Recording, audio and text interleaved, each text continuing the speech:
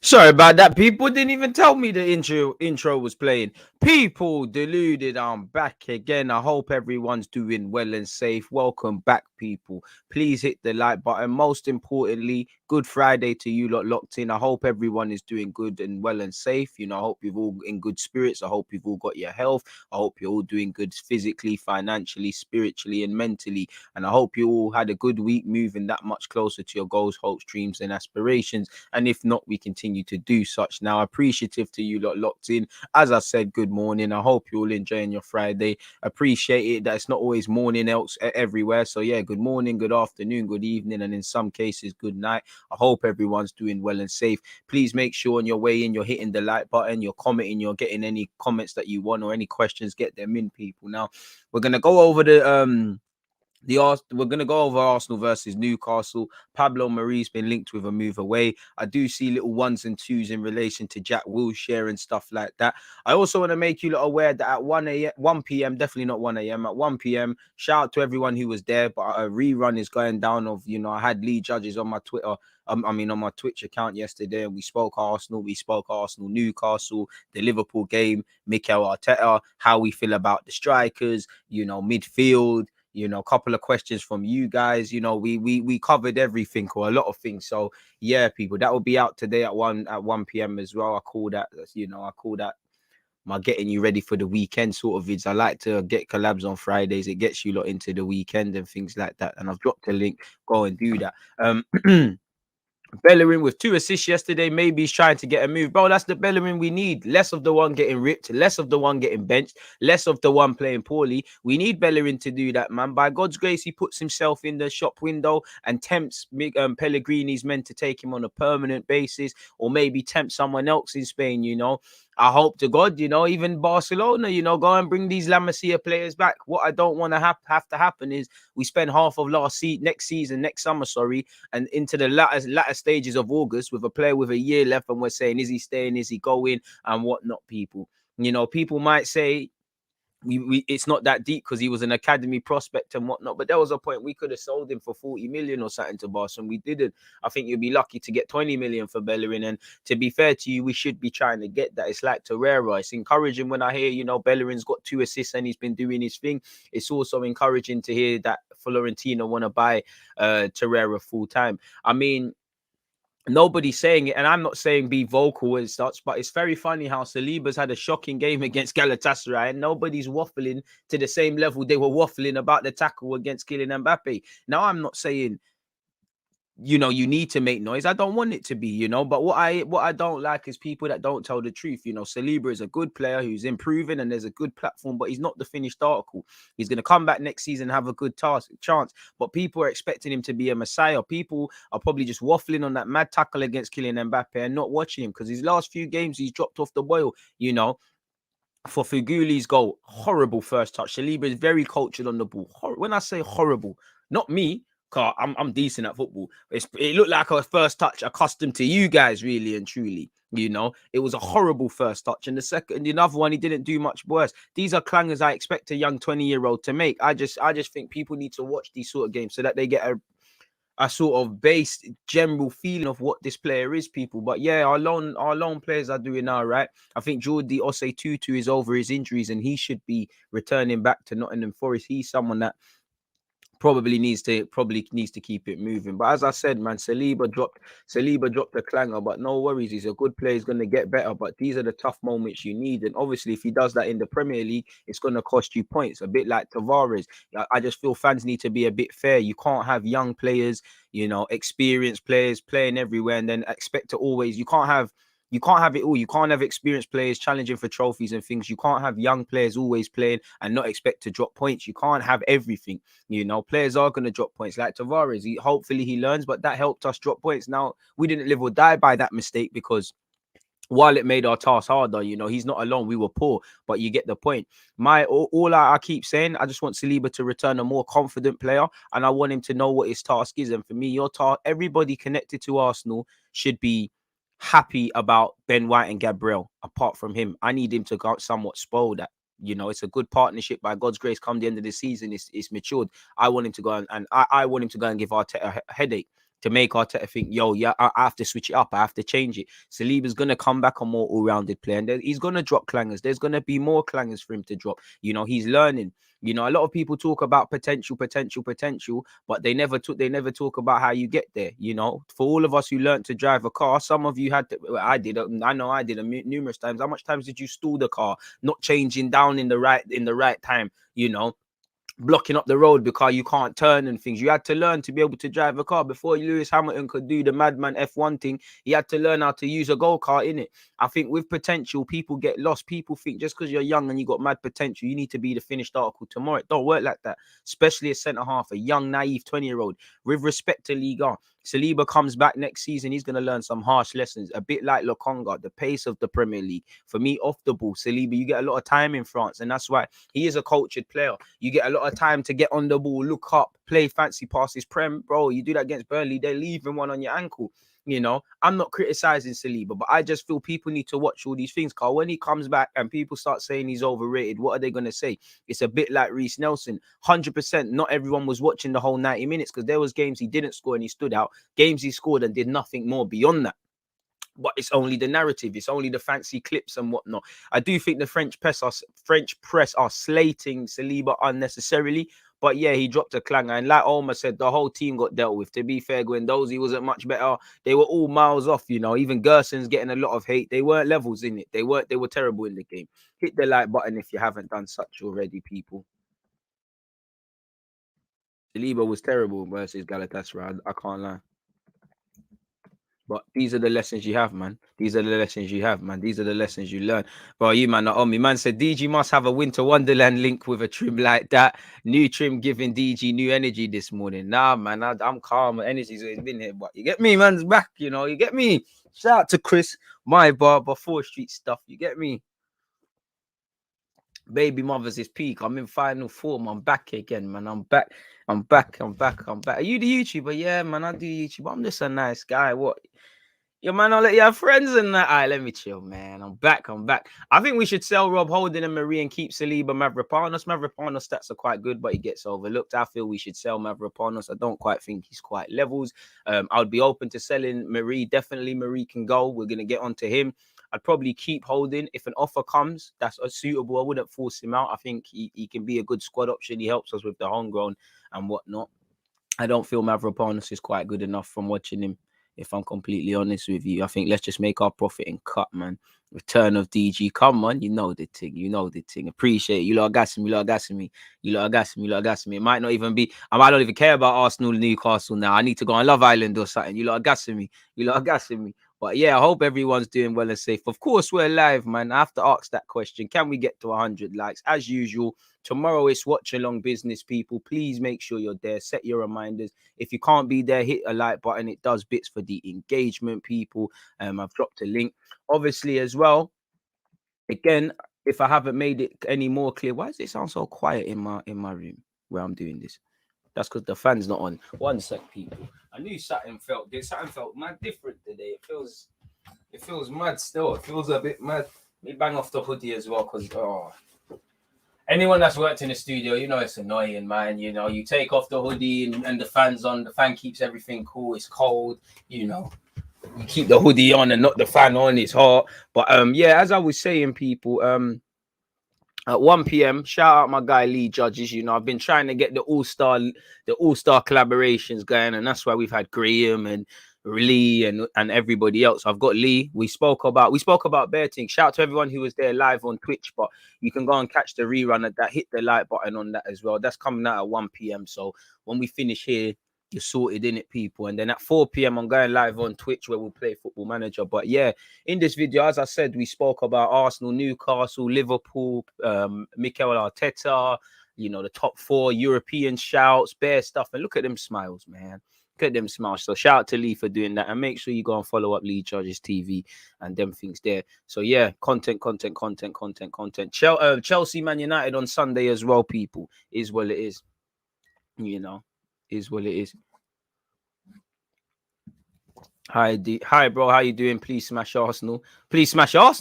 That's a bit harsh. I want Arsenal to win, my guy. Yesterday's stream was elite. Stylish, you was there. Appreciative to everyone that was there. Ray, by the way, what a name. I like that. Like he said, run up the likes. Big up yourself, AM. Man said, missed that whole stream catchback settings. Come on, man. I look after everyone. Is what it is. Shit, I might have to dash to the hairdressers myself. Super Saiyan business. I love Island. See, why I couldn't be on Love Island. I respect everyone's opinions, but when Gally are not stepping forward, like, what do you mean? What do you mean? The man's not clap. Don't do me like that. Step forward, please. Like, allow it. Don't rub me out on national TV. Get me, man. Need the Brownings as well. You get me. I know the Fiat Twitter ones are not gonna, you get me. So yeah, man, they need to make one, but one where the icy freeze can get some love. I'm not trying to be like, what's that, brother Marcel? I'm not doing up no best friend things. Myth. Nelson is the one I want to make it the most, but man have to really want it for himself and put in the work. Listen, I want everyone to make it, but and you know me, I love these Haaland players, but at the same time, I feel like we hold people's hands. Some people are made at different levels. Like Nelson might leave, go somewhere, the penny drops. Certain man, if they left Arsenal, they might not make it. Everyone develops at different rates. Saka. He's gone through adversity and blips, but Saka was quite a straightforward process. He was playing and getting stronger. We had to wait a bit on Smith Rowe and wait a bit. Joe Willock's been a bit of a late developer. And now he's at Newcastle, whatever people say. People develop at different rates. And more time, when I look at Callum Hudson-Odoi and Reece Nelson, it's a bit ironic. And to a degree, Sancho, since moving to Man United, where it's a complete different, it's like, even Chong at United, it's like when you're watching these men at youth level, they're badding it up. And it's almost like the ones you would expect to thrive the fastest or the quickest, they've struggled. But there's many things. It's not just ability. Sometimes man might be suffering from self-belief. Like I would say, Callum Hudson-Odoi believes in himself a lot more as well. He makes a mistake, he gets back up. Belief and mental things are a lot more to do with it. So yeah, man, that's where I'm at. Arteta is ruining every player. Harsh. What time you playing FM? 4 p.m. UK time. So obviously adjust that clock. I want 4 minimum against Newcastle, bro. I just want 3 points, man. I want that as well. I need that safety net going into the game as well, because we've got United next week on Thursday. We've got 2 clubs where it's managerial bounce sort of stuff in it, like Eddie Howe. Yeah, man. Let's start. You know what? We might as well start preview. We might as well preview the game, people. One sec. Let me edit the timestamps. Big up to you lot tuned in. Hit the like button if you haven't. We might as well preview the game. But as I was saying, it's that time of the season, everybody wants 3 points. No one cares that Arsenal lost to Liverpool. No one cares that Arsenal have Arsenal was on an unbeaten run. No one cares that Arsenal want to get back into Europe. End of the day, we need to earn it. They want 3 points as much as we. I'm not going to lie. Newcastle haven't got a win this season. Don't let it be at the Emirates where they get that win. They're going to be hungry. They've got a new manager with Eddie Howe. Some of their players are fighting for their future. The whole club is fighting for their top flight future. They've said they're bringing in people in January. They can do that, but they might be gone by January. They need to win. They can't buy a win. And if I'm honest with you, these are the games. If I'm Eddie Howe, I'm saying, yo, listen, this is where I need characters. This is where our run ends. You've got nothing to lose. Kind of like Liverpool, where I wanted to see a bit more fearlessness, because what could have been said? The same things that said post-game. We have no heart. We have no desire. We don't manage it well for 90 minutes. The many things. Newcastle should come with that. And again, football isn't rocket science. It's 22 players. And if we're real with ourselves, we've beaten Newcastle the last couple of times, but it hasn't been plain sailing. We've had to rely on Smith Rowe and that in the second half. We had the FA Cup. It's not going to be easy. We need to get back on the train. Like I said, we need to get out of January still kind of where we are now to have any realistic chance, for me personally, of Europe. It's as simple as that. We don't get that. My hopes are slim. And we've got a difficult couple of weeks. You've got to go to the Goodison. We messed up there last year. We haven't travelled well in the last 14, 15 years to Old Trafford. We won there last year. You're probably going back to, when was it? When Gilberto Silva or Adebayo, one of them scored, where we had the yellow kit. Them days there. Yeah, we've won in all cups, but in the league, we're not. They're going to want 3 points. And obviously, Ranić's there. They're going to be buzzing. Newcastle won it. Similar to the one thing we did in hindsight, it wasn't plain sailing against Watford, but we gave ourselves that safety net. Personally, I can't lie to you, I want to see us kind of put Newcastle out of this in the first half, because I feel even when we went on these runs, apart from the Villa and Spurs games where there was elements it could have went left and it still was, I don't think we've really done enough. And with respect, I feel we beat Norwich at the Emirates. Nothing was said, and it was one-way traffic. But if you remember, towards the end of the game, Cedric and Gabriel made some good slide tackles. Ifs and buts are not facts, but we have to consider it. against Watford, one-way traffic rarely troubled for the grand scheme of it. But if Josh King gets his head up and isn't selfish and squares it to Sarr, the game is very different. And let's be honest, it's not exactly cheating, but we had to show ungamesman-like sporting conduct to win that game. So I feel against the smaller teams, we've kind of made it harder work. Burnley was one-way traffic, but we didn't kill that game. Obviously, if that Ben White penalty them times there was given, there's an issue. What we need to do is go there, silence them. Listen, it's the Joe Willock derby. I'm sure in typical Arsenal fan fashion, we're expecting Joe Willock, who's done nothing since signing for them permanently, to all of a sudden find his feet. I want it to be a sad return. Obviously, clap him if he plays, get his stuff and whatnot. But I don't want Joe Willock to have a memorable return. I don't want this to be the game that kickstarts Newcastle's season. They want 3 points. I don't care that Newcastle are fighting with relegation. Respectfully, we're on love to their fans and stuff. Newcastle are a big club, but I don't give a shit. Arsenal haven't been winning. It's been dead for us. I got no love for no one else because our team's been a joke historically. Go and get the 3 points. Again, we need to check, start again, try and go on that run again. And you need to, like I said, all that matters is you make it to the end of the new year. Ideally, again, you're gassing me, Christian. Now that you say that, fuck it, you're right. I want 4 against them as well. I want a clean performance, man. The Newcastle game's gone. I mean, the Liverpool game's gone. We can't keep feeling sorry for ourselves. It is what it is. We lost the game.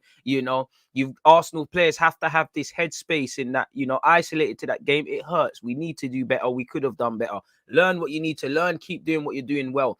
But, in the same way, when you was on that unbeaten run, you shouldn't believe you're a good team like that. You shouldn't believe you're a bad team after losing to Liverpool. Keep some balance. We start again.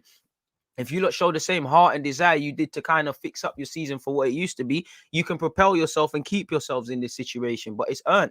Like I said, can we play well for 90? We need 3 points because we're going into midweek. The games are coming thick and fast. There's 1-2 rumbles of injuries and whatnot. Is put up or shut up. Eddie Howe's a good manager. He's someone that's was linked with Arsenal, been linked with the England job and all of these things. And I'm sure he wants to remind the world as to why he wants to do that, people.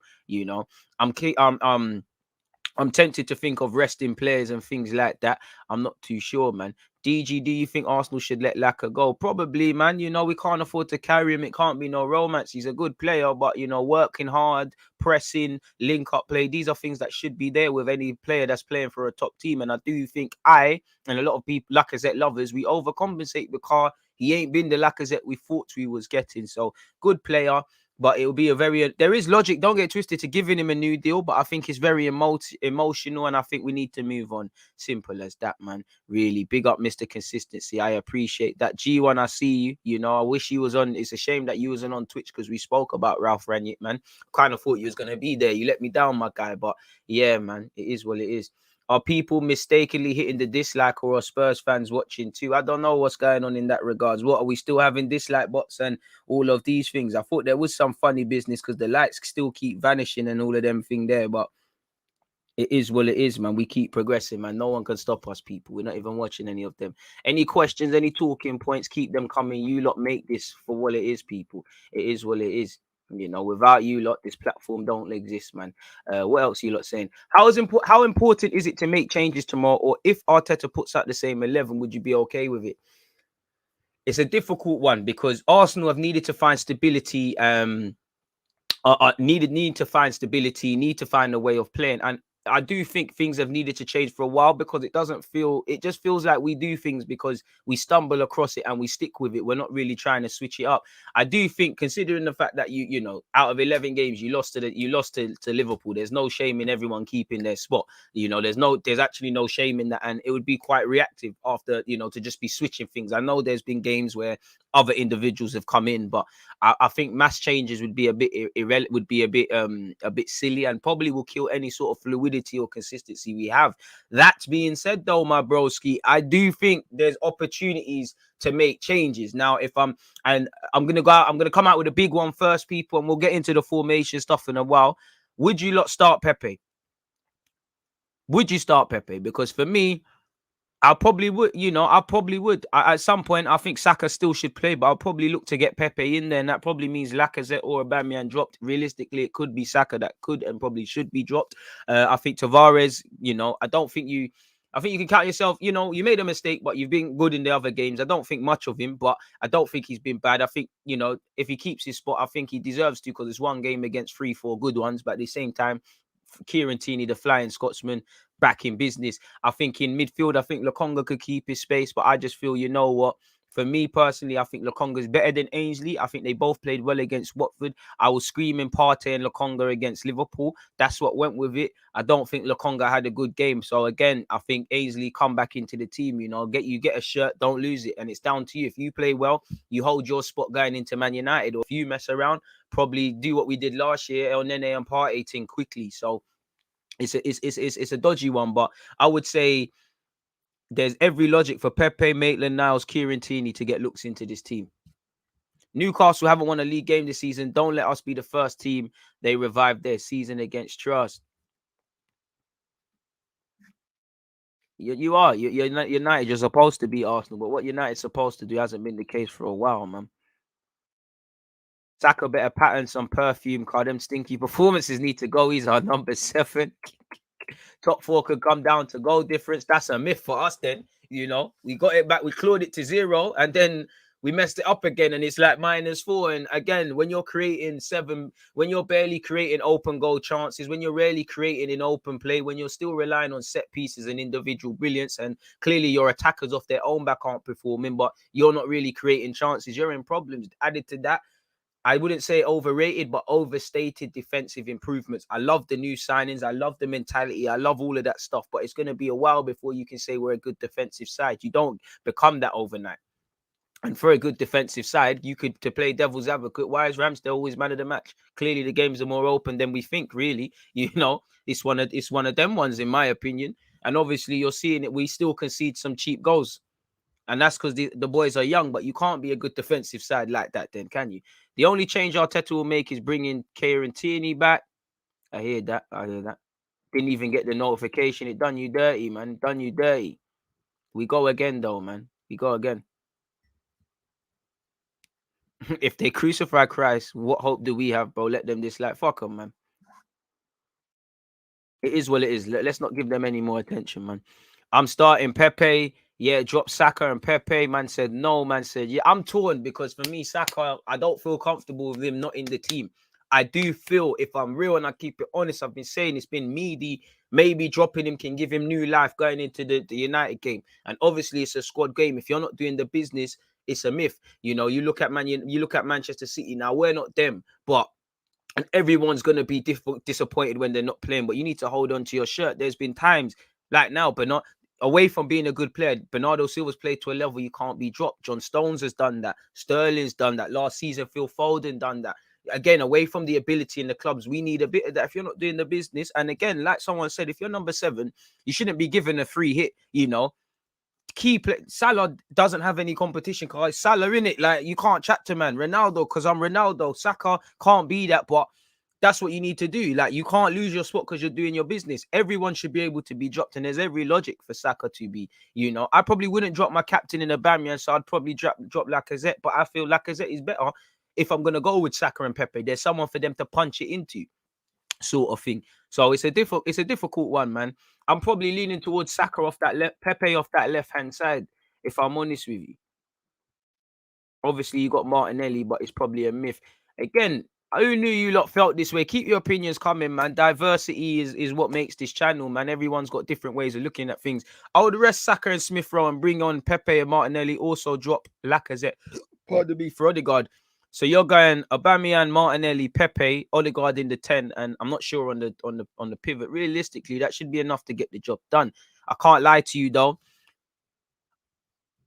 If I'm dropping Saka, I'm not dropping Smith Rowe. I think, you know, I've got to keep Smith Rowe. He's making things tick. He's going through a real purple patch. I feel you got to keep some players. In saying that, this could be a reason for Odegaard. You know, you have Arteta. This is probably the game you see him do what he wants to do, in that he plays Odegaard and my man. So I probably see Smith Rowe go to that left hand side. Odegaard probably comes into the 10. Maybe Lokonga and Partey. And then obviously the right wing probably remains Bukayo Saka, and then it's one of the two up front. So I'm not too sure, man. Pepe/Saka for this game. Saka just looks tired in the last few games. Let Saka hold the bench. Need that fire to build up again. Pepe can come off the bench. Raw, stylish, ain't here for it. I dropped Tavares for Tierney. James is saying start Pepe. Live from Planet X. Big up the members there, moderators, subscribers, long-term supporters, all these things, people. You lot make the nation what it is. If Pepe plays the way Saka has been, a lot would be said. True. But Saka's got the luxury of actually pulling this team over the line. Well, to be fair, Pepe probably our best player last season. Lacazette, between him and Lacazette towards the end. Footy chats, one love to you, my dude. Is what it is. Saka needed a rest long time. Arteta's overplaying Saka like Wenger's overplaying Sagna. Bit harsh. Tino, you kill me. Anytime I mention Joe Willock, this guy comes in. Willock stands where you at. Saying that, keep it up, people, because obviously we're previewing the game and that. But I'm sure I see a Joe Willock article. Let me find that. I think that's that. Hey, G1, man, you're my guy, but I can tell I'm going to hate you next week, man. UNS. I'm throwing Martinelli on the right. I'm not trying to hear you can't, bro. You're like me. Listen, I don't care, bro. Like, man, Arsenal need to get into a position where I don't like, listen, I don't know where I stand on this because we've been a long way. I remember there was a time Arsenal fans said Saka's not it on the right hand side. I tried to tell them. I said, listen, he's good on the left. The man's a right winger, and it's not because I knew that among anyone. I've seen him bully man in the Checker Trade Trophy there, and the left foot cutting in thing. A lot of people said Pepe on the left, Pepe on the right, and it's true.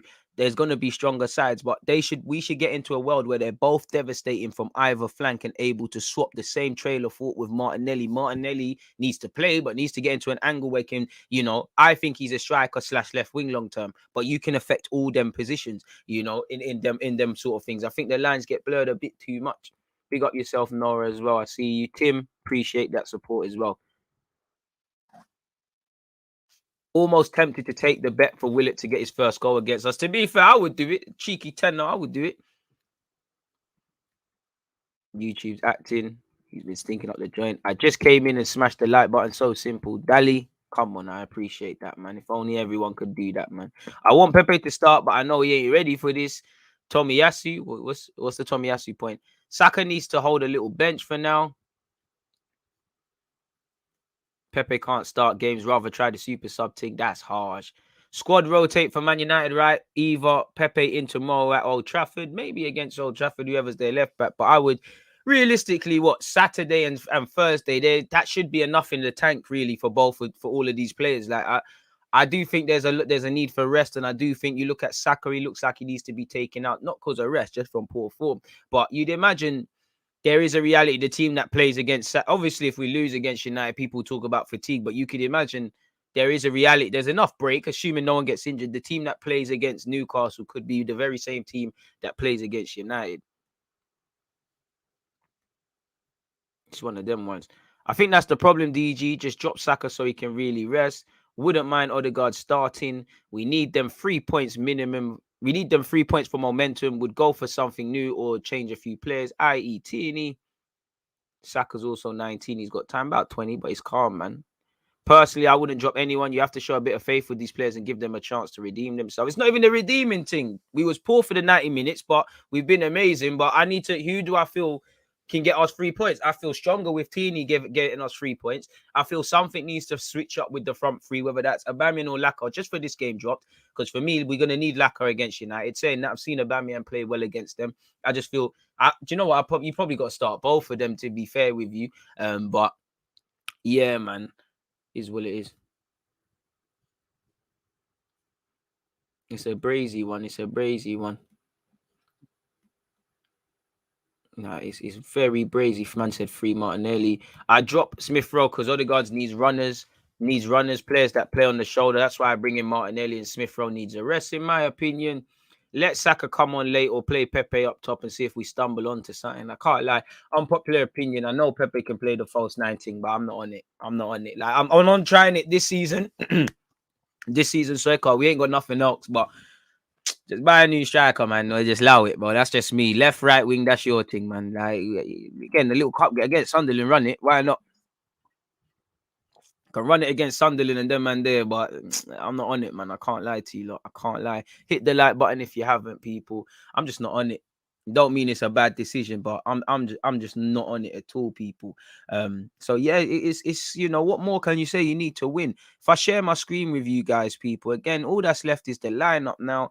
Newcastle could play in a bunch of things. Like we know what it is. We're gonna have to break down low blocks. We know they've got Saint Maximin. We know they've got great players, and Eddie Howe's gonna make them play more forward thinking and have a bit more belief, in my in my opinion, in themselves. Who did they play last? They played Brentford last, people. So if we look at their formation, they went with a 3-4-3. If we just look at that last one, let's just make them black magpies and that. Let's just go with that. Let's give them a little goalie as well. Let's give them a goalie. Then you had obviously Richie, who's a bit of, I hate Matt Ritchie for what it's worth, and he's a quite a street smart individual. And you had the three here. Willock, for me, they should probably drop Willock. But again, he's playing against his former team. He might have the bit between his teeth. And then you had the front three. Now, Newcastle have quality. Let's not get it twisted. Wilson can score goals. Joe Linton is shit, but he can cause problems with his physicality. St. Maximin is a baller. They've got an honest midfield. And to be fair, John Joe Shelby's been speaking about how Eddie Howe's making them run more and all these things. As they would say when a new gaffer comes in, they've got it. And they have the, depending on what happens in the game, Clark, Sarr, and Lascelles, they're not that good. So they're not going to be like a Chelsea thing and get further up the field and look to get onto the ball and tell their wingers to stay further. Well, the wing back, to stay further up. They might do, but who knows? You'd imagine St. Maximin, it's a long day for Tomiyasu. He's going to need to be at it. Wilson's going to hang on the last shoulder. And you've got Joe Linton just being an honest worker. And obviously, they've got options. They can win the first and second balls. So when you look at it, the best thing we can do is it going to be a 3? Is it going to be a 5? I'd imagine they're going to have men behind the ball. You're going to see them sit. You're going to see them sit and protect what they have, really. And then naturally, you probably see you probably see them drop further backwards. I don't think you'll see 3 up front, really and truly.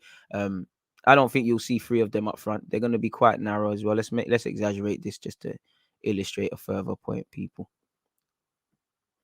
I think they'll sit their defense now, Rod. These two will be protecting them at the base, and I think they'll get behind the ball. I think you'll see more. I think they'll be close. I don't think you'll see like a 3 up front. I think you'll see something along the lines of that, or maybe a 2 and a 10. I think that's how they'll be off the ball, and then slap that into midfield. You've got your flat bank. You've got your 5-3-2 sort of thing. I think that's what they'll do off the ball. So again, we're gonna have to break down low blocks, in which, to be fair with you, Partey, Ainsley, El Nene, none of these midfielders available. That's not their skill set, which kind of highlights the issue we're in, people. So that's that from a Newcastle perspective. Of course, you've seen them play a couple of roles, but I'm just going off the Brentford game because Eddie Howe's just got in it.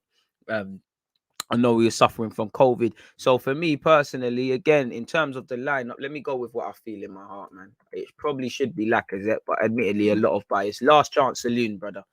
Last 2 games, Aubameyang have been stinking up the place. But I remember when I'm sure he's quite prolific against Newcastle. Saka, the world is saying to drop you, even me. But I can't lie, I don't feel comfortable with you dropped. Need a performance, big man. I'm sorry, Lacazette probably should be playing, but I just feel it's give Pepe an opportunity to bring something to the table. For me. So yeah, I don't think I'm going with this 4-4-2 thing or whatever it is, people. I'm going back to a 4-2-3-1. So for me, Aubameyang's there. The 10 position, fellow Halem boy. I think I'm going with that. I can't lie to you lot, people. Part of me wants to go like this. This isn't what I'm going to say. Part of me thinks it's adapting with Ainsley Maitland-Niles and Partey. Oh, shit. Sorry, people.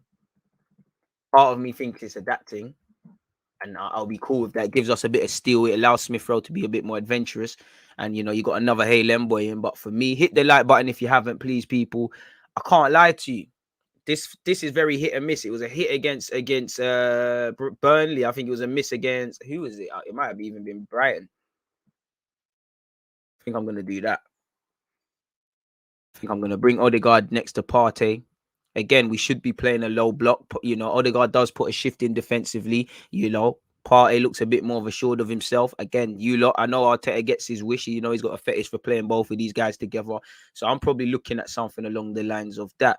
I can't lie to you, Tomiyasu. If there was another right back, I'd probably drop you because, again, I don't want to drop you just off one game. I think he was quite terrible against Liverpool in particular.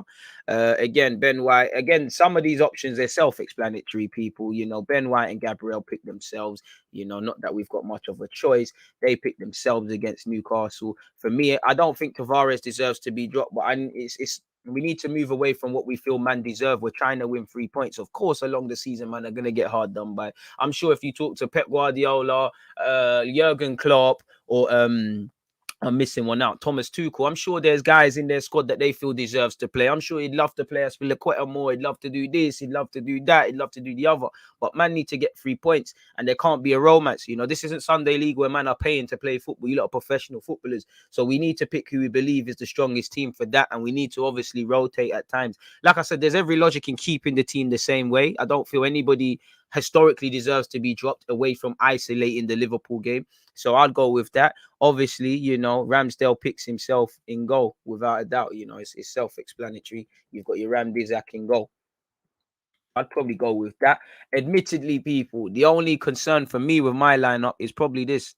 Probably say that there could be an avenue for Martinelli. You know, to be fair, I wouldn't mind Martinelli playing. You know, let the young G's run havoc and that. But I just feel if Martinelli comes in, or in general, this should, you know, the only things I would say is Lacazette should come in here. Let me look at that and see what it looks like with Lacazette. Got Lacazette, you out, go Martinelli. Then I think you run the risk of losing any sort of fluidity you had, really. You know, I would probably start, you know, I'd love Martinelli to start. I think Lacaz's our better striker right now, but I'm probably just going to keep it like this. And to be fair with you, as much as I want Odegaard, I'm starting to change now and go with Maitland-Niles there, you know. Starting to change it. So I think should probably be Odegaard, but I think I'll stick with this. So Ramsdale, Gabriel, Ben White, Tierney, Tomiyasu, Ainsley, Partey, Smith Rowe in the middle, Aubameyang, Saka, Pepe complete the front line, people. It's a techie one still. It's a techie one. Sorry for making that, people. I'd rather play Odegaard 10 than bench him. I would have dropped Tavares even if he played well. Willock is world class. We should have kept him. That must be sarcasm, man. Tierney back in. Tomiyasu is not a right back. Czech Japan national team. I mean, he's a right back and a centre half, man. Like, allow him. I don't think that's true. Chambers gets forward more, but he seems a bit more assertive of himself. We need a Tomiyasu sub DJ. I think the games will come fast in January onwards. I agree, because we need someone that can go a bit more further forward. Like what we see in real time. I'm not gonna lie. Like if we was to let's move all. It's the same formation, but let me move people so I can bring Newcastle players in and highlight something about Tomiyasu. One thing that's going to, you know, Tomiyasu needs to start getting forward a bit more. Like I said, I'm not expecting a Japanese Dani Alves. What you need to do, when you do go forward, you do all right. The problem with him now, he does this. He goes on the underlap. Away from that, you see Saka on the halfway line. That's dead. He goes on the underlap. Sometimes just going on the overlap, you take someone with you. Let's just say a defender's there. In that split second, he has to follow his runner. That buys Saka some time to link up play with someone else. Tomiyasu, too often than not, goes for the short one. Like Saka's there, he does the underlap where it's not really helpful. And then they've got their shape, they've got man around him. It's not really helping us. So if you're gonna play a low block, as I said, you know, if it's a 3-4-3, but off the ball, because they're coming here and they're gonna respect us, it's probably gonna be a flat back five, you know. And then obviously you've got two men sitting in behind. And then I'm not going to put in the strikers, but you lot can paint a point. How is that going to help us? How is it going to help us break this down? Do you get it? You know, and that's where I think Tomiyasu's shortcomings in. I think even if he's cutting inside, I'm not asking him to be Trent or Reece James, but you don't do the Reece James thing. And I think teams are going to find that out. We either need to evolve him going forward or you need to get a bit more out of him. And this is where I'm looking at Arteta because, you know, Tomiyasu, if these Arsenal players go on a night out, Tomiyasu is probably the one that holds the house keys and everything. He seems to be Mr. Responsible and very mature, but he's just turned 23. He's not the finished article. None of these players are. So when Arteta signed these players, obviously you need to know how they can impact you in the next 12 to 18 months. But you need to know, how am I going to improve Tomiyasu? Same way you bought him for his strengths. What's his weaknesses? And weaknesses isn't always a criticism. Generally, you're not that good going forward. How do you meet him halfway there? You know, if he was better going forward and poor defensively, like Tavares probably, how do you meet him halfway and get that and improve him? Not everyone's going to be amazing and world-class, but how do you get a tune out of him? Ramsdale's not amazing. How do you get a tune out of him? And obviously, for existing players, how do you take Saka and Smith Rowe to the next level?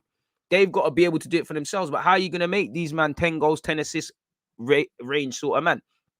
This is the thing. And obviously, one thing I like about Tomiyasu is he's good defensively. He's going to need to do that against St. Maximin. Saka gets I can't lie, Saka gets away with a lot defensively. You know, he got away with it against Chelsea, got away with it against Spurs, switches off a lot, especially when he's tired. You're going to have to fucking help your right back.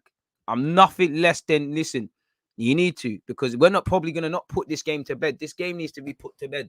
As much as I'll take a win, and we don't score goals. Newcastle have scored more goals than us. So where am I really going with saying I need 4-3-4? I need the game to be put to bed. It's lucky if we just score one from a set piece. This is the game you man need to kill them. Football, you know, in the Premier League until minute 90, anything's possible. Kill the game. I wouldn't mind Tomiyasu putting a shift at fullback, man. Eddie Howe doesn't do defensive football. He might not, but he's gonna have to have common sense going into this, man. Start Martinelli. His pace and unpredictability will cause Newcastle problems along with Pepe and Oba. Pepe is definitely not an Arteta-style player. I don't feel he wants to keep him and looking to sell in the summer. Well, Pepe is contracted until 2024. They need to know what they're doing with him. You know, him, Saliba, Martinelli, Rob Holding. Them men are contracted until 2024. Unpopular opinion, I think Martinelli won't get any better under Arteta. Actually, if you don't play, what can happen, man? Pepe had some issues last season. When he was put on the left of the three, he gained confidence and was much better. Stick him on the left on his natural side. I mean, we need him to play on the left and the right, but I just feel, I agree, Pepe needs to go back to basics, in it. On the left, you've got less options, in it. You either pass the ball inside, or you take a man on and get a crossing, in it. On the right, there's just too much you could do, man. There's just, what, should I go backwards? Should I dribble? Who's got ridge? Should I bill it? Should I take man down the line? And I just feel Pepe just gets in bed. There's just too many things happening. It's like a deer in a headlight. He might rip a man, and he comes back and say, let me rip you again. You know, Saka, I mean, Pepe plays like the older that was sick at football in my near my estate, people that used to just have a cig or a spliff in his hand and just be nutmegging man in his jeans, and you can hear the G, you know, the G noise. Like, so that's what Pepe plays like. Pepe plays like that older kid who's taking the year sevens football and just doing bare skills, and because of puberty, they just can't get it off him. And that there's ability in the man, but there needs to be better decision making, and I don't think it's gonna happen here, man. It's a bit of a mazza. DG, thoughts on Arsenal prioritizing striker over centre mid in Jan and in the summer, according to Fabrizio Romano.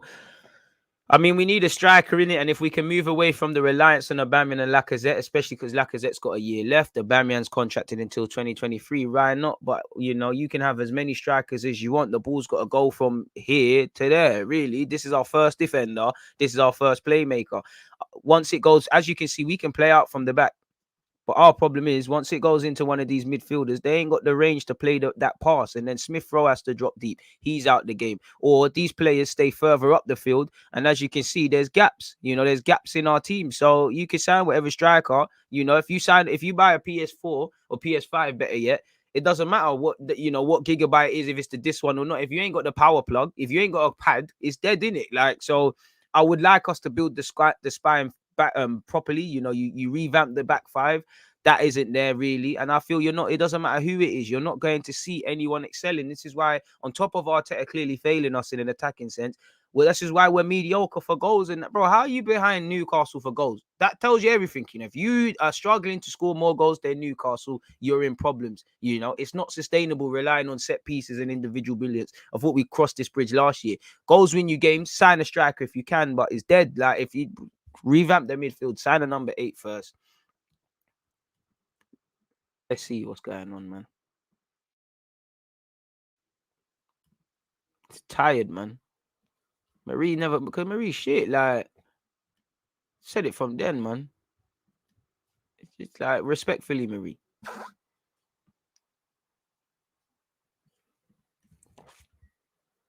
Man, chat about Oba's touch. Have you seen Martinelli's? Can't lie, Martinelli needs to get a bit crisper with a lot of things that he's doing and bringing to the table, man. I still believe in Martinelli, though, man. No, hey, Martinelli is an undercover Willock, same guy, different position. AM, you will pay for your sins one day. Someone clip that store, that AM, you're coming live on this, and you're paying for your sins one day. You lot are seeing the Martinelli bias. I would love Bruno Guimaraes, but yeah, DG, what's happening with the Vlahovic deal? Well, his agents are saying they don't want to chat to us, in it, so nothing's going in there, in it. Like, We can chat about him till we're blue in the face. It's a myth. Absolute myth. I see Isaac score yesterday, and obviously, anytime Isaac, Vlahovic, Kareem Adeyemi, all of these, Jonathan David, now anytime these guys are doing that, you're looking at what's going on, what can we do? But it's mad. Man need to understand if we get a striker and we still don't create, strikers won't score, and fans will begin to say he's overrated, especially if we don't buy Isaac. Brother, we need to create. Listen, Aubameyang's got a lot of problems, but no striker is going to thrive in this system because Arsenal don't want to go forward. There can't be a coincidence. Much like last season, not a single attacking player really excels for the whole height of the season. Yes, Pepe and Lacazette finished the season in a real purple patch, but there's an issue. And whatever you say about Aubameyang being finished, Aubameyang being tired, Aubameyang this, Lacazette that, Pepe this, Saka that, come on now. Look at them options. You sound like a spoiled kid. Certain teams in the Prem, I'm not saying these guys are amazing, but they would love to have some of these options. Scoring goals and creating shouldn't be a problem. That tells me the players need to do a lot more. This tells me the midfield Arteta needs to do a lot more. And I can't lie to you, Arteta was a midfielder. This is why I have little patience for this. United are in for Vlahovic. I don't buy it though, because obviously Cavani's going to leave. You got Ronaldo, obviously need a squad and whatnot. I don't buy it though. I don't know why. I just don't believe it. We're still at Anfield searching for Ben White. A bit harsh on Ben White. I can't lie. Ben White should have fought Tavares. He done him dirty, man. Because of because of you, Jota chopped Ben White. He's a casualty of war, man. We really need a new Cazorla. Come on. To be honest with you, we need a striker, but I would be more happier with midfielders because that's the spine of the team, bro. Like our strikers are our first defenders. Once you beat that defense, that press, which isn't good enough, our midfield don't say anything. And I just feel we just find little flavors of the month, just little stopgaps. I think if the midfield is really revamped, it takes care of itself. I feel in today's game, you can't afford to have these things. United struggle, Arsenal struggle. Because look at their midfield. You've got McTominay and Fred there. Us. We need the options. You look at other options, and then you to look of it. What does Arsenal's midfield tell us? It's not technicians where they can hold on to the ball that can act as a form of defense. They can't do the fighting man thing. Of course, you could say, fuck it, Lokonga, Partey, El Nene, we're just gonna do the fighting man thing, win the ball back. That's dead, and we'll probably still mess that up. So it's a bit of a brazy one, really. But yeah, man, in relation to my Newcastle preview, that's that segment done. And like I said, people, at 1 p.m., which should be fast upon us, saying that it's half an hour away, going to be live. Well, the replay is going to be live with Lee Judges. I'm live playing Football Manager at 4 p.m. And obviously, I'm trying to find some Man United content creators as well. I've DM'd a couple, because obviously, we've got them midweek. I told you, look, whenever we play clubs, I'm trying to do little things like that. So Everton, we need to find one as well. It's difficult though, man. It's very, very, very difficult. But make it happen, man. We'll make it happen. Midfield is the biggest issue, brother. The biggest issue. And like I said, Edu, midfielder, Arteta, midfielder. The minute Partey came in, you needed a midfielder. Bro, you could be a bit harsh to call him terrible. He was a basic midfielder. Arteta wasn't terrible. Why so many dislikes, some haters out here? I don't know, my guy, man. I don't know. I thought YouTube I thought they made dislikes go away in that, man. Clearly not. They were gone away for a minute. It clearly was a case of them being gone. Maybe the dislike bots and whoever it is, maybe they found, they went away for a while. Maybe they found a new job. And again, we all know where their money's going. Fuck them, man. They can't stop great content. Is Odegaard overrated? I mean, nobody seems to rate him. So how could you be overrated? I don't think so. Moutinho and Neves, underrated midfielder. They've been balling this season. I mean, I wouldn't mind Moutinho for a couple of years. Very street smart and that, but that one there is a myth, man.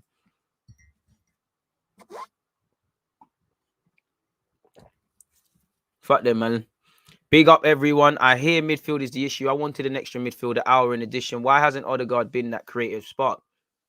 Because he hasn't done enough. And also at the same time, the manager don't want to, like, Arteta, I'm not saying he doesn't want to coach going forward, but clearly he overcompensates on defensiveness, Attack is a form of defense. It's like a boxing match. It's like if someone's trying to beat you up, Yeah, ducking and diving and blocking and all these things which Arsenal seem to do. That is a way of defense, but it's not going to stop. At some way, another defense is hitting a man back. You might be ducking and diving and surviving, but you might throw a bang back and you drop him on the floor and bust out, the threat's gone.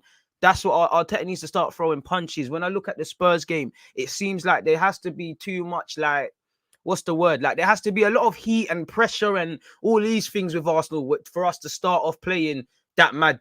You don't really do that. And that makes me know that Arteta can do it, but he doesn't want to do it. I think he's overcompensating defensively. And I like, obviously, the new additions and what we're doing, but that's only one half of the game. We need to go forward, you know. That's as much as Odegaard needs to pull it out. Why isn't a single attacking player thriving? You know, it's like if we were attacking well and not a single player is excelling defensively, we have to look at the system. You know, Arteta needs to pull it out. The boys need to pull it out, but there can't be a coincidence as to why not a single player in an attacking sense. We don't look like a team that wants to pass the ball forward. You know, it's one of them ones. If I'm completely honest, in my opinion. And that's why that's why, all right, fair enough. Everyone's going to struggle against Liverpool, but that's why we're not really cutting teams up. We never cut up Watford. We never cut up Norwich. We did the job. We didn't cut up Burnley, especially these teams that have just sat back against us. When teams invite, we should be smacking them in. You know, we're just cool, Carl. They're not really asking us any questions. We're holding on to the ball. We don't really look like we're in problems. There's a lot to go, and you need to be brave to play that. You know, there's no coincidence. Anytime Arsenal have played well, generally under Arteta, it's because we've done the underdog thing. You know, United last season, we did the underdog thing. The man them worked hard. You know, the FA Cup run, we did the underdog thing, broke on the counter attack. You know, half the time it's the underdog thing. Yeah, there's been occasions. I'd say Chelsea last season, towards the end of the year. There's probably Spurs this year. There's been times we've come out and we've tried the thing and we've hit man, but 9 times out of 10 we're basic. And Arteta, you need to, I don't know if he's clocked, like you're not managing Enfield Town. You need to, as Arsenal, we're not the biggest club in the league, but we need to be throwing punches, not going into every game trying not to get hit. It doesn't seem for me to comprehend that fully, personally. 150 million on our defense for our keeper to be man of the match every week. What did Arteta fix, really? Well, to be fair, you know, they ain't played together too many times, but this is it. This is what I said at the start, Tino. It's that we've improved a lot defensively. We've got a bit more of switched on there, but man are overstating it. As I said, and as you said, Ramsdale's man of the match. We're still conceding cheap goals. Even got games where we haven't necessarily conceded that many. There's been moments it could have went left. Like I said, Norwich, Burnley, Watford, Villa, definitely Spurs. As I keep saying, the Spurs game, the best goal we scored in that game for me was the second. Because if you remember, we let Spurs settle. Son forced a good save from Ramsdale. Then we went and did a thing. So it's one of them. You know, there's no coincidence. You know, and again, Arteta's on top of that. He's betting on false foundations. He wants Xhaka to stay respectfully. He wants Xhaka to stay. He didn't bring in a midfielder. I have to assume this is what you feel is good enough. I think it's very naive, but I can only comment on what I see. And this is why when I see Ainsley and Lokonga together, like against Watford, I'm not even angry at them because it's not their skill set, really and truly. DG, what do you say of Perez saying we need a defender in Jan? I mean, I can't lie. If you get rid of Marie, which we're going to get onto, I wouldn't mind if you could find a steady Eddie 26-year-old. God forbid something happens to Gabriel or Ben White, or they need a rest, or the form's a bit shaky. There's someone reliable that can be thrown in there. If we need anyone at right back, I'd personally say a backup right back. Anyone in defense, a backup right back. I would say our priority should be midfield, as it should have been last summer, with obviously excluding the obvious, but. What do I know, man? That's just my opinion, broski. Get a right back. Martinelli's a baller. He just needs to play. He's very raw with it, but just needs to play, man. Sambi's going to be one of the best in the world. I can feel it. That guy's going to be insane. Listen, it's down to him. I just hope he's a competent player, and I think he is. DG Xhaka had the most progressive passes for a midfielder in the Prem last season. Listen, someone needs to show me all these passes, brother. Like, you see why you have to use your eyes and not just that. Someone needs to show me every progressive pass. You know, show me that car.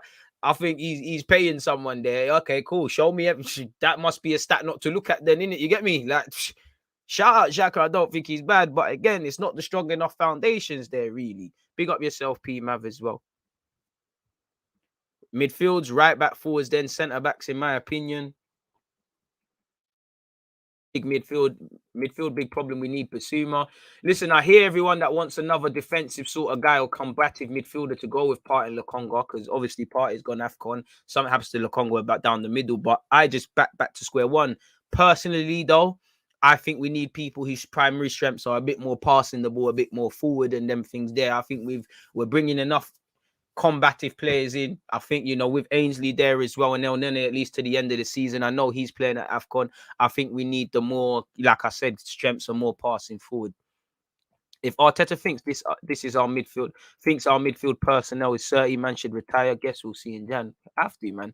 I don't think the foundations are the strong enough, really and truly. Basuma and a creative midfielder. We need two midfielders. Being a bit greedy, I think two creative midfielders, but I'll take that. I can see Arteta going with Partey, Smith, and Odegaard in midfield tomorrow. Wouldn't mind that. Progressive pass stats are misleading and booky. That can't be true. we all can't believe it, innit? What really is a progressive pass? Trust. What is it, guy? It can't be. Can someone bring stats of forward passes then? Like, let's just find who's passing the ball forward. And that's the cocktail Arsenal have. We have Xhaka who can pass the ball forward, but the best midfielders, if it can be done in 5, the best midfielders are doing it in 5, probably 2. Xhaka's going to need 10. And you've got that versus certain man who can't do it. It's a negative cocktail, really and truly. Respectfully, there has been times we haven't missed Xhaka. There's been times we have. But anytime that the very fact that that's going through our mind tells you where we're at. And it's a bit like last season, you know, anyone that was pre in Arsenal, in terms of leaders and characters and probably progressive football, you needed David Luiz and Xhaka. I honestly feel if they played against Villarreal, we probably go through. Respectfully, you know, it's easy for me to say that. We probably wouldn't. But at the same time, anytime, respectfully, if I'm saying that, or that's even a thought process, that tells you where we are as a club, isn't it, people? You know? As I said, progressive pass for Arsenal is any pass that doesn't go to Leno/Ramsdale. It's funny because it's true, man. And that's the thing, man. I always look for players. Well, obviously, I don't know every position a manager used to play in, but, you know, you'd imagine the position you used to play in would be the one area that looks 30. Xhaka is a very good progressive passer. His other attributes is ish. And the thing is with Xhaka, he needs too much space, but he gets pressed. You press him, real press, you're gonna eat him alive. Pause. He's gonna get savaged. None of our midfielders are press resistant. Obviously, it's hard to do that, and I'm not judging. Lokonga, that's not you. Partey, that's not you. Xhaka, it should be you, but it's not you. This is the issue. Every player in the Prem is gonna look good when there's a million years on the ball. The difficulty is, can you play when they don't want you to play, when it's difficult, when the 12th man is onto you, when they're not giving you a moment to breathe, when you need to have seen what you're going to do when that ball comes 20 million years before it's given to you, where you need to really think and show bravery. We can all do it when the sun is shining at the Emirates and the other team's sitting off and we've got time to sit and breathe. You know, why do you look at Lokonga? You know, he has to learn that lesson. Anytime he's pressed, mistakes are made. Anytime he's got a million years on the ball, you see some big boy passes. DG, Arteta hasn't tried playing Odegaard, Partey, and Lacazette in the 10 yet. Would you mind if he tries him there? I can't lie, man. Lacazette up front or nothing. Lacazette's all he can drop deep and do that 10 thing, but it's dead. Do you know what? Yeah, Ramsdale in midfield's probably litty still, man. Like Xhaka fouls way too much. Truth is that time is not on your side in the Prem Trust. But to be fair, Arteta's got time. Really, because he's no close to being sacked or that healthy amount of pressure. But generally, everywhere else, you know, Tuchel's just won. My man just won the Champions League. If he messes about or somehow from where they are right now, Chelsea mess around, I don't know if he'll be sacked, but questions are going to get asked, you know. It's one of them. It's one of them ones, really. Pardon me, 5850. Apologies, people. Obviously, I keep saying it, people. But quickly, let's get into this Pablo Mari business quickly. Keep your opinions and everything coming, people. Keep them coming. Any Arsenal news that's floating, update me on it because I don't know what's going on there. If I've missed anything, it was quite a dry news day where content is concerned. So any sort of anything, you know, to hit me up and whatnot, people. Let me have a quick browse for myself. Bit meaty.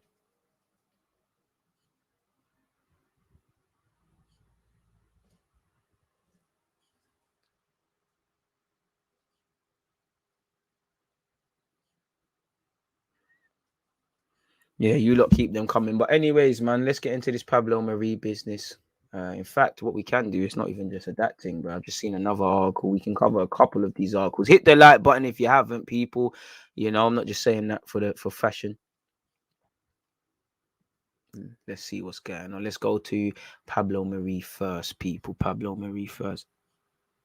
Pablo who? Escobar, innit? But anyways, let me share my screen. Obviously, screen share business. Do you know what? Primarily coming out of Brazil and Flamengo fans and all them ITKs, they were saying stuff. But Arsenal defender Pablo Mari could make Flamengo transfer return after becoming unsatisfied on the bench. Now, obviously, you've got to take the publication saying this with a pinch of salt. But for me, at the same time, this tells you that it's not just the big money signings. You get what you pay for. You make cheap. You know, when you buy cheap, sometimes you can get deals, but sometimes when you buy cheap, you get what you pay for. And, you know, again, I'm no finance man, but I'm not too sure if Flamengo are going to take Mari back on his wages. So you're going to probably have to help them in that regards. In terms of the transfer fee / loan fee to what you've actually got from Mari, it's not been dead. It's been dead really and truly, isn't it? So it's tiresome. Arsenal defender Pablo Mari could make Flamengo transfer return after becoming unsatisfied on the bench. To be fair, his best performance this season, what was it, against West Brom when him and Arteta are talking? It's looking like he's coaching. Pablo Mari could reportedly be in line for a move back to Copa Libertadores finalist Flamengo. Right, I was sounding like a real G saying that word. The 28-year-old Arsenal centre-back joined from Brazilian outfit in January 2020. In January 2022, he could keep it moving. But after playing just twice in the Premier League so far this season, Pablo Mari has become tired of stewing on the bench. Has he even made the bench? According to Mauro Senana, a dedicated, a Flamengo dedicated YouTuber. Shout out to you. Shout out to you. Might have to try and see if I could get a collab there, but that's my man, innit? Mari is said to be unsatisfied with his current role in North London. He's nowhere near the first team after summer signing. Ben White has struck up a good defense. I think Chambers is next in line. Apparently, Flamengo Chiefs are keen on striking a deal for Mari, although they would prefer a loan move to a permanent transfer.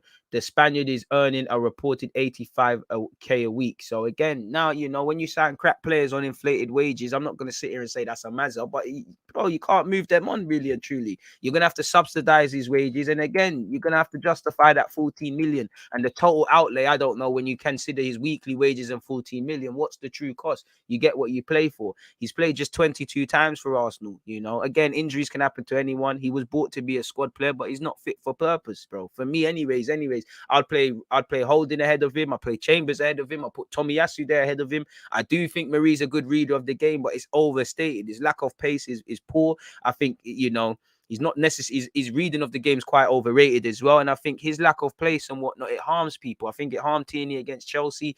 I just don't think he's good enough, really. I just, you know, you get what you pay for, you know. So yeah, I'm sure David Luiz is round them sides. Go and link up with them. That's that where my man's concerned, people. Where he's concerned, moving away from that, Jack Wilshere refuses to rule out a shocking return to Arsenal's first team after training with the Gunners, who potentially need reinforcements during the African Cup of Nations. Scrolling the way down, he's refused, and you know, we could probably all see it now, innit? You know. You can see it. When asked by TalkSport whether he could make a shocking return to the Arsenal team, he said, I went there very kindly invited by them to come and train, get my fitness back, which I've done. I'm training with the first team. They've got a lot of midfielders. They've got Ainsley Maitland-Niles. Then he was asked whether he has played for the under-23s. He said no, but when he was asked whether he could do soon, he said maybe. Pushed on whether there's a chance he could play for the first team again. He said, mate, I don't know. Honestly, I don't know. He made 198 appearances for the club since 16. I mean, give him his deal. Let him make his 2 little appearances, get that to 200 and keep it moving. He's, you know, spare a thought for him. He couldn't get a move to Serie B side Como due to EU restrictions. He's obviously doing his coaching and the rest of it. So that's that where Jack Wilshere is concerned, folks. Moving away from that, you know, there's been rumors. Pepe's every week. There's a new club for Pepe to be joining. Pepe not available for January transfers. Mikel Arteta focuses on getting the best out of the Arsenal winger. This was a man who him and Lacazette saved Jamaica last year. 2 players I don't think he necessarily rates. I do think, you know, I don't know if it makes sense, but I'm not really one that gets emotional about players playing, because I'm a bit like Thomas Tuchel, and I think Thomas Tuchel has shown it with Ben Chilwell, Hudson-Odoi, Reece James, all these guys, you will get your chance. Everyone gets their chance. It's down to you to take it and run with it. And I feel a bit like that. I do have a problem when I think favourites are being played. When certain players are not in form, I have an issue when the Pepes and the Martinellis are not getting opportunities. But for what it's worth, Mikel Arteta says Arsenal are currently not thinking about entertaining offers for club record signing Nicolas Pepe. He's contracted until 2024. Might have an option, but if you don't know what you're going to do with him already, you'd imagine you're going to know. You're going to need to know what you're doing, because you're going to have to make a decision in the summer. You're not going to get the money spent for him. He was our second top goal scorer last season. He's played just 122 minutes of Premier League football since the start of October, and which has led to him being linked with clubs away. Newcastle have been linked with him. AC Milan asked if he would entertain any offers for Pepe. No, and it's not the moment to talk about that either. We are interested in Nico performing at the level that he can do. He's had some really good moments since I've been here. Some moments where he hasn't participated that much like everyone else. Scrolling all the way down. I don't know what's said here. I think some footballers should stay at clubs when they feel they belong somewhere. Bro, that's all dead, man. Nah, I don't care about that. But Pepe must banish his inconsistency as he enters the most crucial stage of his Arsenal career. I mean, I hope this ain't no think piece. This is some think piece stuff. Pepe has opened up about how he was making childish mistakes mostly on the pitch, aside from one infamous incident involving his hair.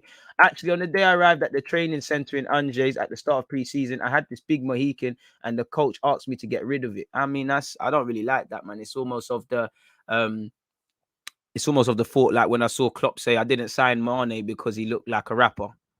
I mean, this kind of tells the unconscious bias. I think hair is a way of an expression. I get why, but I don't really think hair has anything to do with it. I know it's when you question someone's appearance the minute they're not informed, but I just feel it's a bit, yeah. I did not get rid of it straight away. I kept it, but the longer I kept it, the less I trained. So in the end, I cut the whole thing off. All right.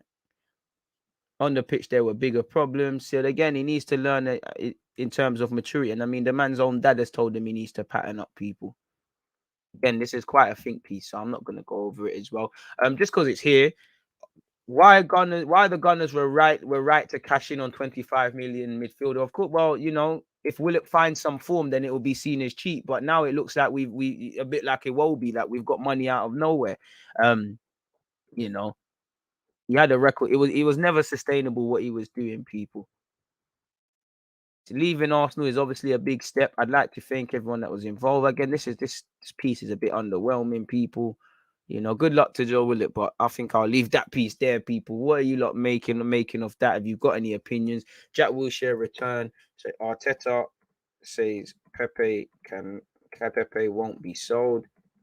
Let's make that a timestamp. Big up you lot, people. Even a day where it's like there's effort to really talk about.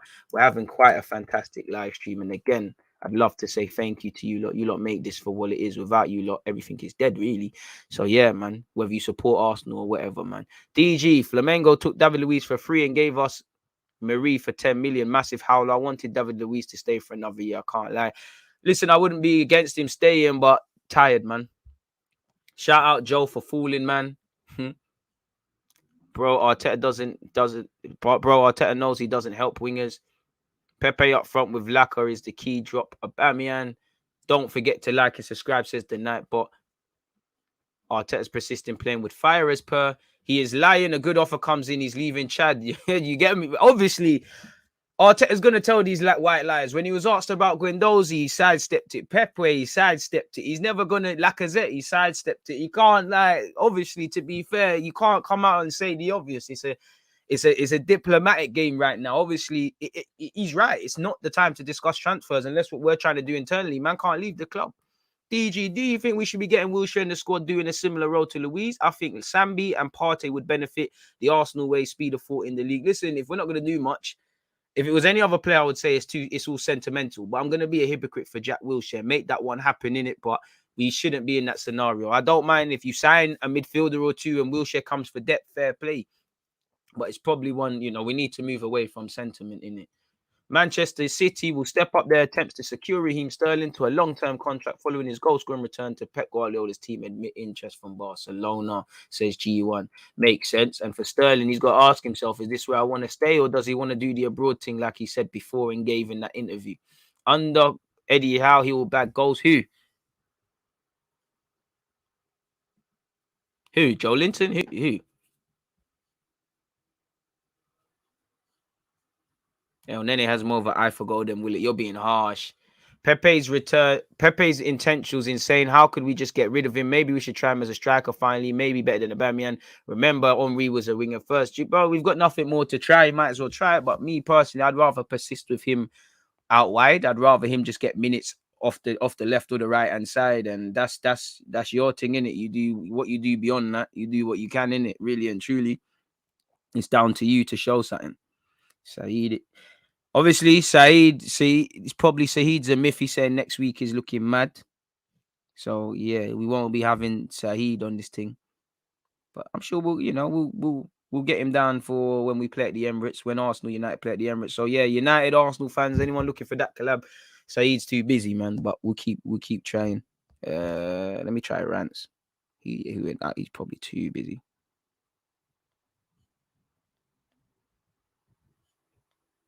You active for preview next week, broski. Let me see what he's saying.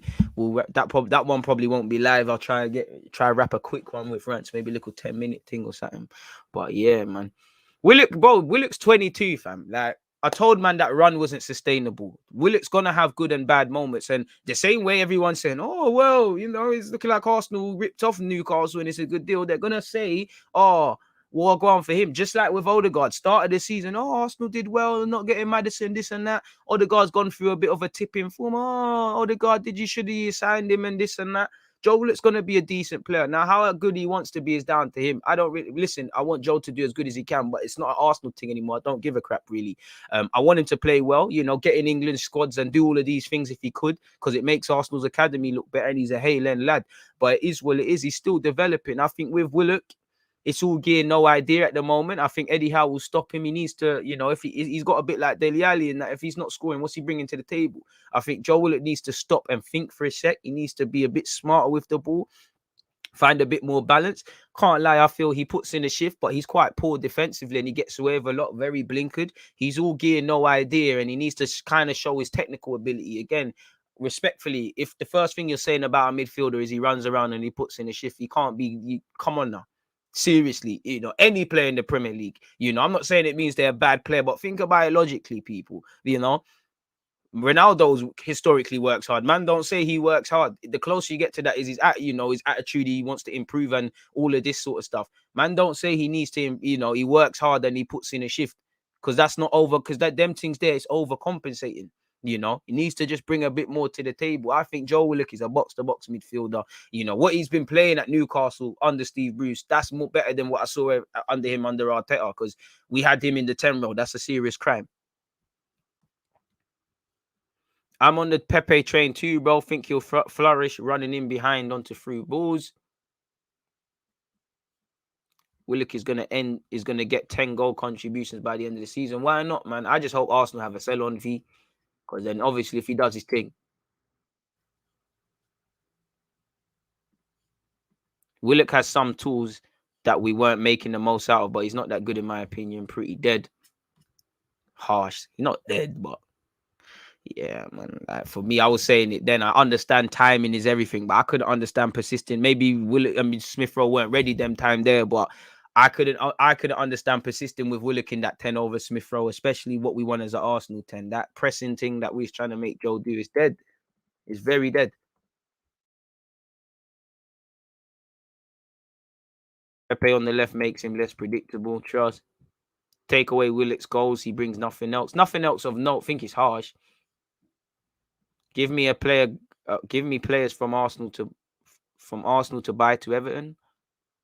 I mean, they've been. I don't know what you're saying there, bro, but they've been linked with Ainsley Maitland-Niles, Pepe, and Callum Chambers. So take your pick of that.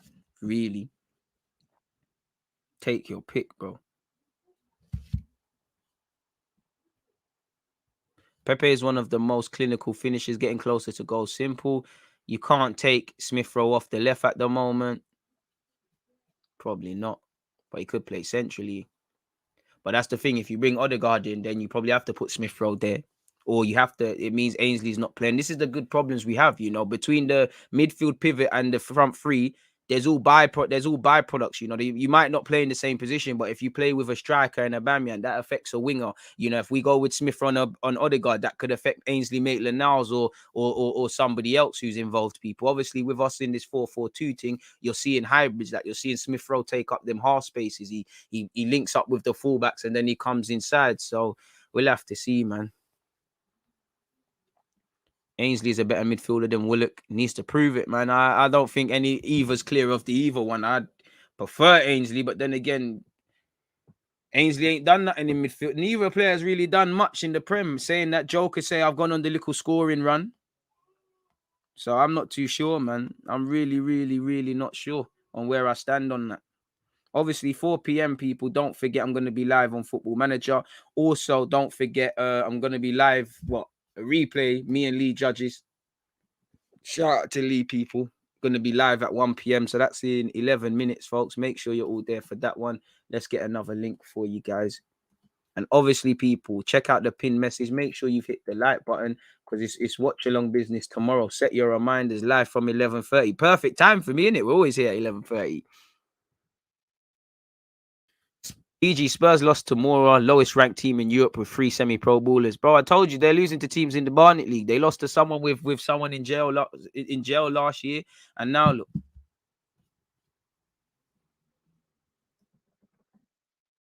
Crazy.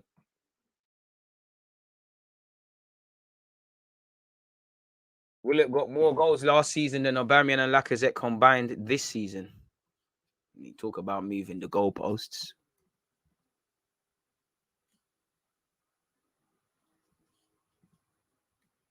To be fair, Aubameyang's got 4. I mean, the season's not done. It's a good way of remixing history, though.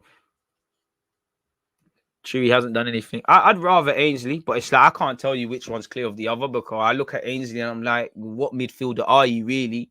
Really, if we're honest, what are you? You still need to define yourself. Joe, all gear, no idea. So you can't really rate them, man. In my opinion, again, he can develop. I don't think he's bad, but currently, again, we're talking about work rate. We talk about work rate with Smith Rowe, but there's ability to go with it. Anytime you're talking about running, it's just gear, no idea, right? Joe Willock's a piano pusher. You could have used him in the squad. Trust, man, I got the same amount of goals as Willock this year. Ainsley Maitland-Niles, Pepe and Martinelli would be great tomorrow. More so the last 2 of the 3. Ainsley deserves to grab a start, man. Willock stands are rising. I'm a staying of Willock, but it's like certain man need to leave to reach their potential. But he's 22. I don't think Eddie or Joe are going to be world beaters, but I do think in life, man, are judging man at 22 years of age. It's mad, really. Certain people are just not going to hit the heights. Certain people need to leave to reach that level. Everyone's developing at different rates. And that's the thing. If he isn't scoring, he's doing a madness. Joe Willock is a workhorse and has an eye for goal. Ainsley doesn't have much to his game. I mean, they're quite similar. I think Ainsley's calmer on the ball than him. I actually think he's slightly more progressive than Joe Willock. I think, I think the only thing with Ainsley is that his biggest gift is his biggest curse, in that he can be a very casual, a bit like Lokonga. Yeah, really. I think if Ainsley stuck to the right back role, he'd have a stronger stature in football than him. And to be fair, he's got himself in the England squad after that.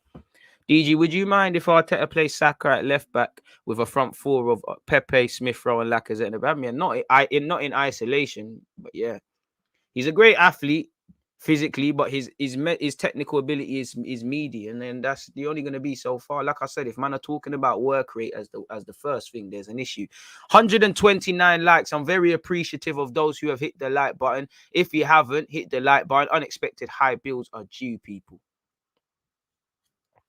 So yeah, man, it is what it is. I'm loving this great discussion, people, man. Again, this is what you lot, Monday to Friday and beyond, you lot make this platform for where it is. Even though it's been a slow news day where Arsenal are concerned, let me have one last scan of stuff, if anything's come about.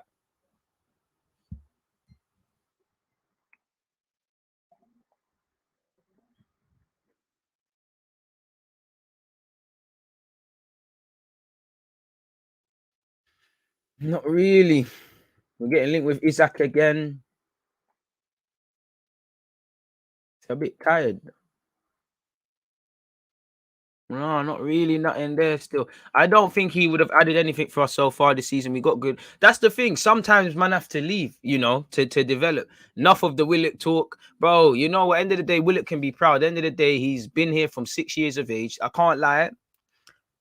Without talking too much, I know on authority, the club betted on Joe Willock. Like the club said, you're going to be the one to go to the first team. That's why you saw a lot of players leave. And I don't think it's right because there was better homegrown talent and there was definitely better foreign players that we didn't let have a chance. But at the end of the day, the club betted on him. He's won an FA Cup at this club. He's progressed from the academy, played X amount of times in the Premier League, and he's been sold for 20 odd million. Let's be real with ourselves. That is a success story similar to Iwobi. And what is the task of the academy? To progress players to the first team and then move people on if they can't make it, in which he's done that. But ultimately, Arsenal don't have too much bang for their buck, really. DG, do you think Omar Retic can be a first teamer in a couple of years? If he works hard, why not? I think he might have to, it might be a lot because, you could argue we've kind of got our centre-back sorted for the next foreseeable future. But if you do what you can, why not? I mean, Chris Willock left. He had a deal and he kept it moving. He was offered and he kept it moving. He's finally found his feet again at QPR. I do think you can get something from Willock if used in the right system in a way that suits him, but I don't think his ability is Arsenal. Yeah, man, he's more when the game's open and it's a running thing. Joe does his thing. But at us, I'm not really for it. I did like the fact that he was one of the only players that would make that forward run, especially when we're playing in a low block. But that's all there is, really. That's all it was, really. And this is what we need. Arsenal have the most active academy players playing professionally right now, 51 players. Long may it continue, You look at us and United, and even Chelsea. That's us historically. Chelsea now. You've got to judge the academy on where the players fall that don't make it. The guys that don't make it at Chelsea, they're coming through academies elsewhere, or they're ending up in good careers. Livramento, there was an issue around. There's just pathway. He's found his feet at Southampton. Lamptey's found his way. Gallagher, if he don't make it at Chelsea, he's going to find his way. Tammy Abraham's found his way. Tomori's found his way. For what it's worth, Tammy scored a good bicycle kick thing yesterday. So it is what it is. I can't lie. I like Marcelo Flores. A lot to improve if he is to make first team. A lot to improve. But yeah. Not everyone's going to be levels. Very few players are going to be levels. Like, honestly, certain people are going to be squad players. Certain people are going to be first teamers. Certain people are going to do the Saka thing. Certain people are going to be able to be part of the first team for a couple of years. DG, do you think nepotism is a problem in football? Like life? Fuck yes, broski. 100%. You go and look at half of these managers, bro. Lee Johnson, a manager that we're going to play for Sunderland, he's there because of his dad. There is so many nepotisms. A lot of these young footballers are there because of their dads as well. It's not who you know. It's not what you know. It's who you know. Football highlights that bare. How many agents do you see getting jobs? It's a madza. Absolute braziness. Brazy, bro. I think Salah Eddin is way ahead of Patino. Definitely alone next season. To be fair, they're the people that the club's probably trying to put into the shop window. Bro, Mari Hutchison's a baller as well, man. I'm so excited to see what he's saying. And the young G's are playing later today as well, people. I think Arsenal are streaming it for those of you that are looking. But that's the thing, man. Like, I'm no youth expert, but it pisses me off because I know Bear Man don't watch youth football because of the waffle that they come out with around a number of these young players. Like, I'm no knowledgeable guy, but some of the waffle I see from these Arsenal journalists and all these experts and stuff, I know you're not watching them because you're saying bullshit. Like, you're not watching 90 minutes. You've never watched 90 minutes of certain man. It's brazy. Everyone's got potential, but that's where it ends, man. It's as simple as that. These lot will see 2-minute games and start drawing conclusions of 16-year-olds in the hope that they can be the guy that was not proclaimed as the one who said they're coming through. Come on, man. People don't understand talent ID and youth football as much. They don't have a passion for it. They just have a passion for chatting nonsense. And it jars me, man. Journalists are the worst. What's your prediction for Arsenal? I'm going 2-1. I think Newcastle are going to make it very difficult, very tough for us and do all they can, in my humble opinion. I don't think it's going to be easy, but let's hope, innit? Let's hope, man. Let's hope. Like I said, I'm going to be on live on Twitch at 4 p.m. What's the time now? 2 minutes until the lead judges video goes live. I'm going to leave you lot alone to do the thing.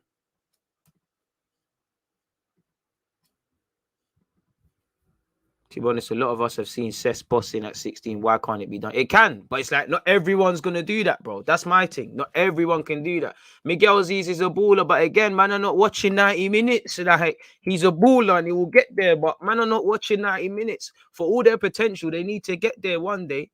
You know, people just get just I don't even know, but it's just they just get excited and just move mad. Then it's unhealthy, man. And for me, I would love I'd love these clubs to actually lock it off so you don't know fuck all about their young players, but you can't protect them from such.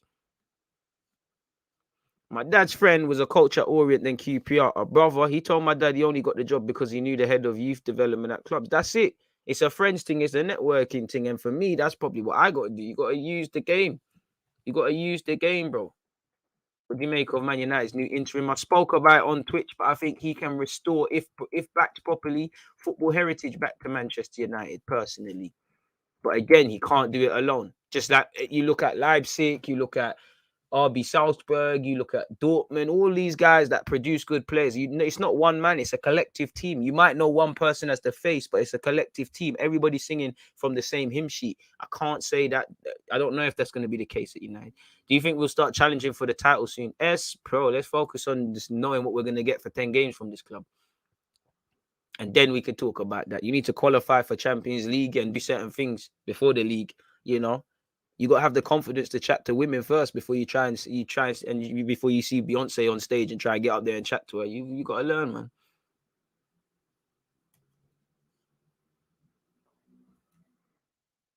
What else have we got? 4-0 Arsenal comfortable. I hope so. It's been a while. You know, I'm not accustomed to Arsenal scoring that many goals a game of recent. Why not, man?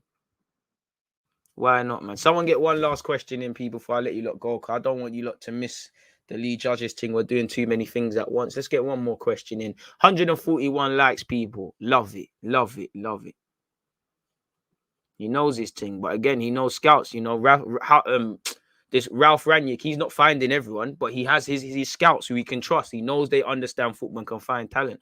Arsenal always slap Newcastle at home. There's always a time for that to be over. I hope it's not tomorrow, broski. So like I said, I hope it's plain sailing. I hope we move to them and all of them things. But I'm quite nervous because I'm just like, it's at that stage of the season. Everybody's fighting. Everyone's got something they want to accomplish and all of them things. So it's not going to be plain sailing, really and truly.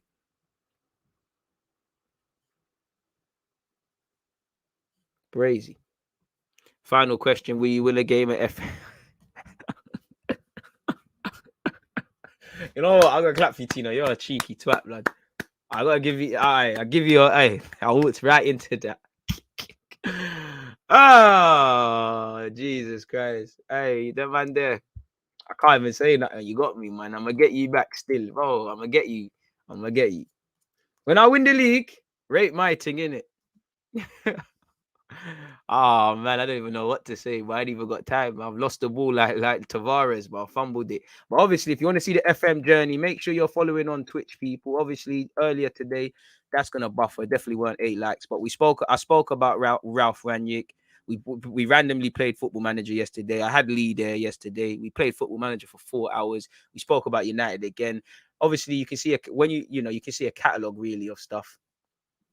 Yeah. The only thing is that these things seem to vanish. They go after a while, which is quite jarring. So, yeah, make sure you're there and supporting the thing, people. But, yeah, man, without you lot, it's dead.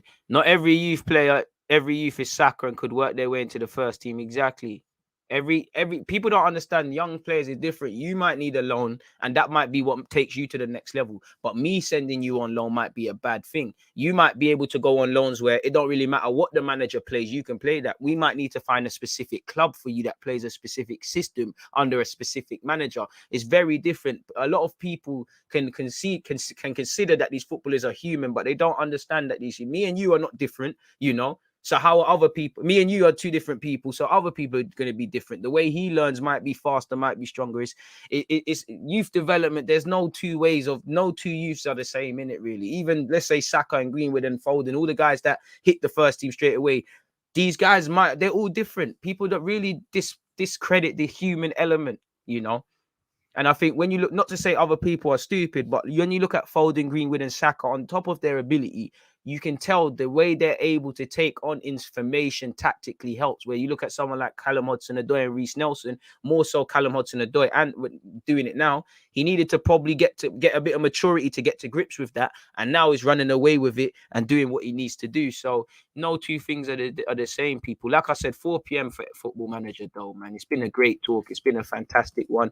Also, like I said, people, please make sure you're hitting the like button on this video, but you're also here tomorrow, 11:30, people. It's Arsenal versus Newcastle. We will be doing Chelsea, Man United on Sunday, so make sure you're there as well. It's a jam-packed period of football, and obviously next week there's beer football as well, so it would make sense to do videos and whatnot among them as well. So yeah, man, make sure you're all here on that topic, people. Links have been dropped, and again, next is this, so make sure you're here for that. Hit the like button on this as well. One love to everyone that's hit that. And yeah, this how you know it's straight off of Twitch. I should have cut this bit out, but yeah, man, appreciate you lot. One love, folks. Let me make sure this is you lot are seeing DJ at work. Sure you are at the Arsenal Newcastle watch along tomorrow. Oh, that's nice, but watch along. DJ's struggling with the pressure. You man are applying watching me. I hate to feel like I'm being watched. Slap that in there. Don't know. Well, don't embarrass me in front of my mates. Pin that message. That's all good and cushy then. That's all good and cushy.